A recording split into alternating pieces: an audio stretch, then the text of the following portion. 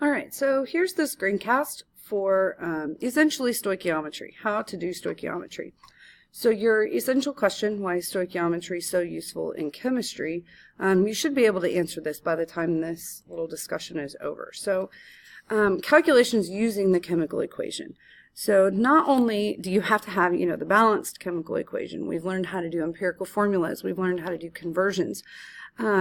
Now we're going to use these chemical equations in a very useful, real-world, hands-on way, like what they're meant to be used for.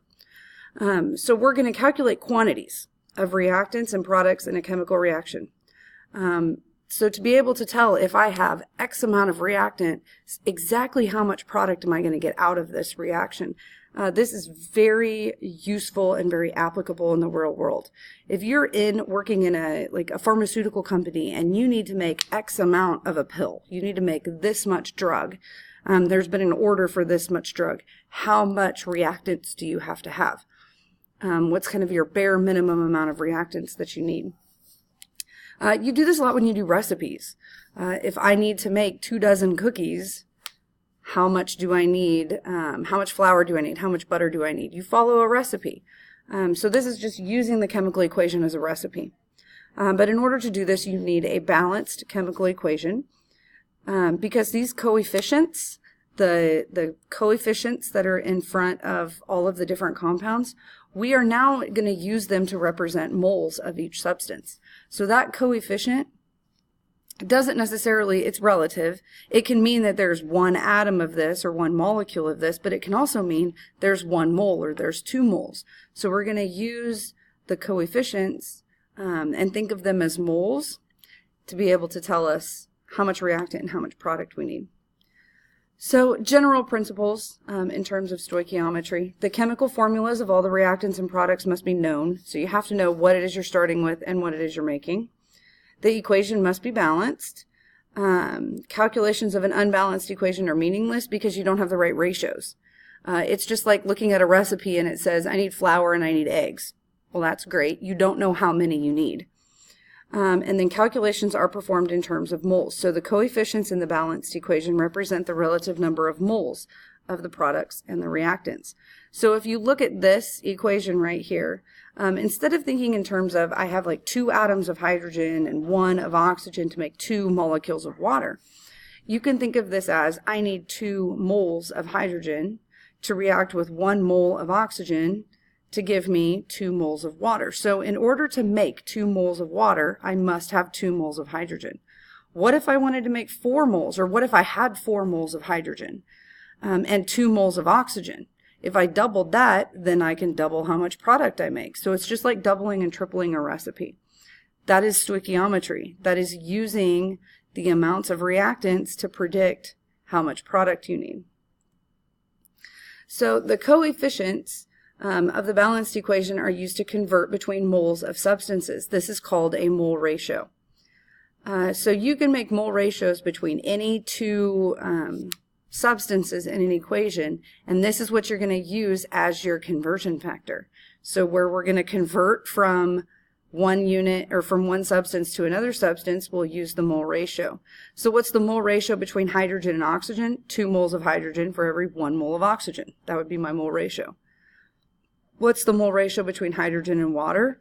2 moles of hydrogen are needed to make 2 moles of water. So that's my conversion factor that I'm going to use in these stoichiometry equations. So here's kind of a cool way on how we do this. It's set up just like any other conversion using the T-chart or using the railroad tracks, the T-boxes. So let's say in this example I have this equation of 2 moles of water plus 1 mole of oxygen will give me 2 moles of hydrogen. Well, what if I had 4.26 moles of hydrogen and I wanted to know how much oxygen I would need so that I don't waste any? I want to see if I have this much hydrogen, how many moles of oxygen would I need to react with it?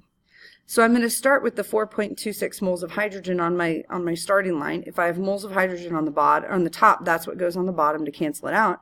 And this is where I'm going to use my mole ratio. Well, the mole ratio is a 2-to-1 ratio. 2 moles of hydrogen for every 1 mole of oxygen. So if I take 4.26 times 1 divided by 2, I get 2.13 moles.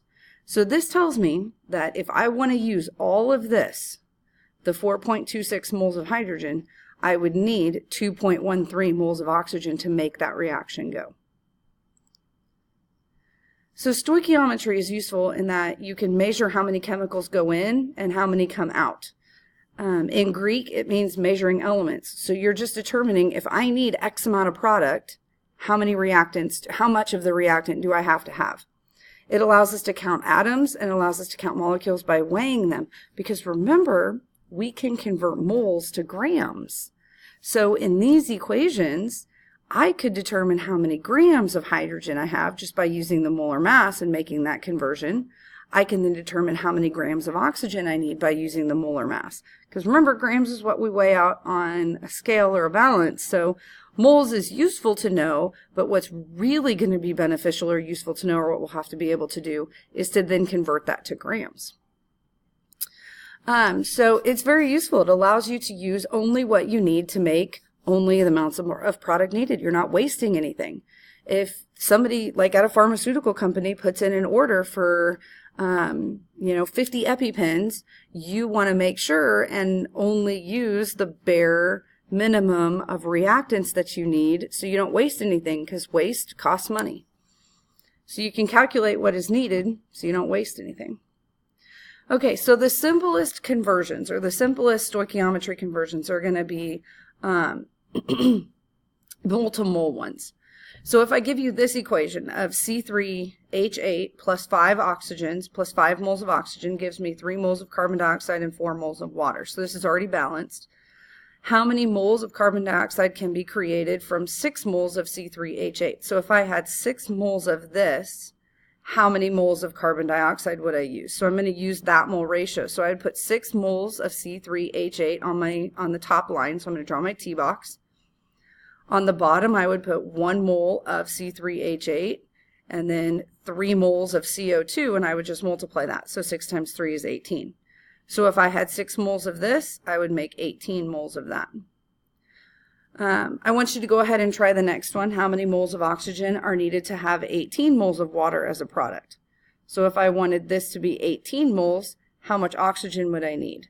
So go ahead and set up your T box, plug in your mole ratio between water to oxygen, and then multiply it out. So mole-to-mole conversions are the easiest to do. You will use the mole-to-mole or the mole ratio as the conversion factor to get you from moles of substance A to moles of substance B. Unfortunately, though, moles is not very useful in terms of being able to determine an amount. We need grams.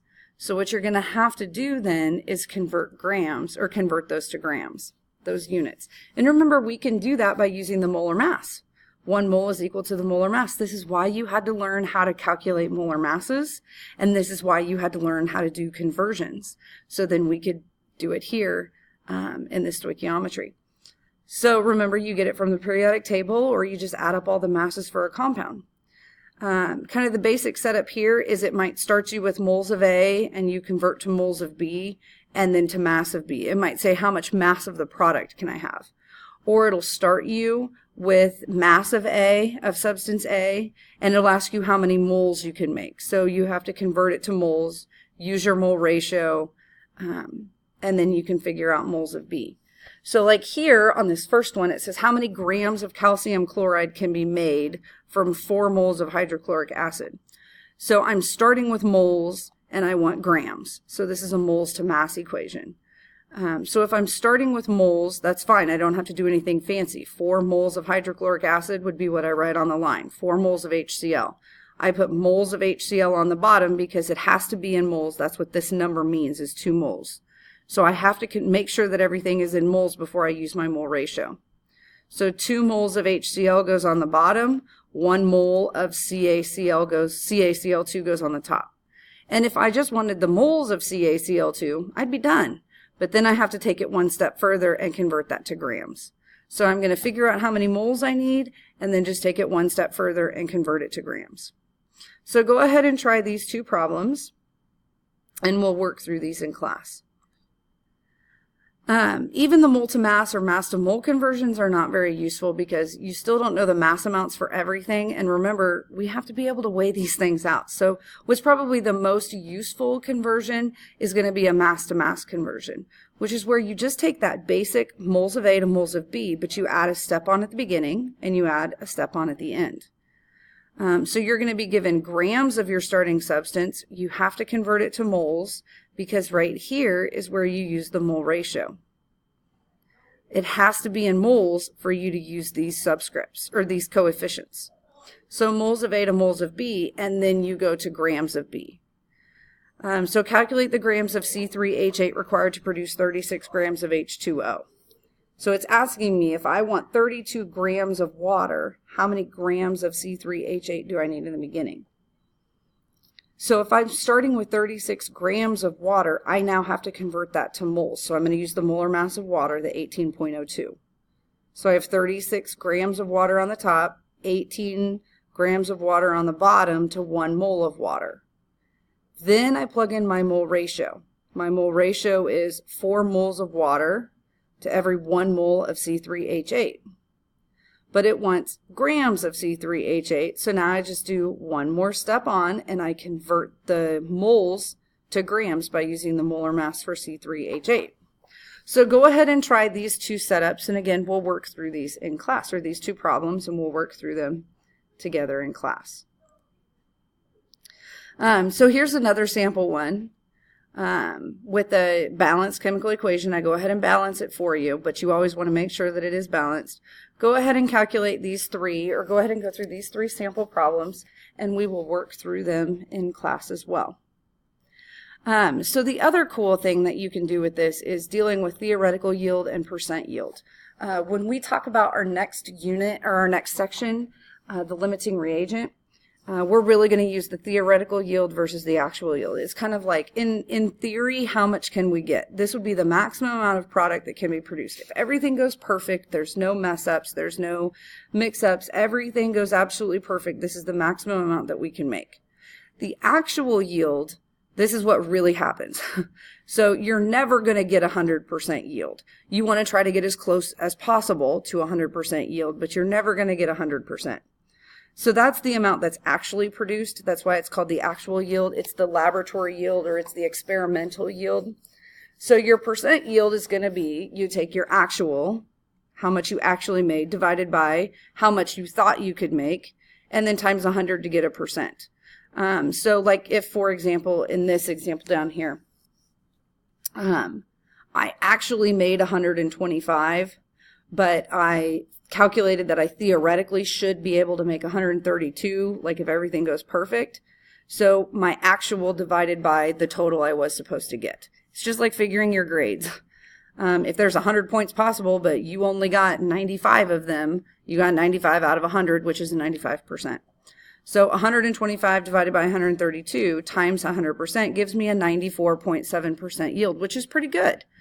When you start getting, below kind of the 90% into the 80%, that's when you might want to rethink your procedure. You're not doing so hot in terms of your yield. So if the theoretical yield, here's an example, of iron was 30 grams and the actual yield was 25, calculate the percent yield. So if I calculated that I should be able to get 30 grams out of it and I only got 25 in the lab, which you guys are going to do this with your stoichiometry example, I take the 25 divided by 30 times 100. That's an 83.3% yield. Calculate the percent yield if 26.8 grams of iron was collected in the same reaction. So if the theoretical yield is 30% and my actual yield was 26.8, this is better than this first one is. So my percent yield would be higher, which would mean that I did a little bit of a better job getting my product out of it. And the closest you can get to 100%, the better. Okay, so that concludes the discussion on stoichiometry. Make sure you work through all these practice problems. We will do them in class, and you will get plenty of stoichiometry practice before we do this in a lab setting where you're going to calculate percent yields, your actual versus your theoretical yield.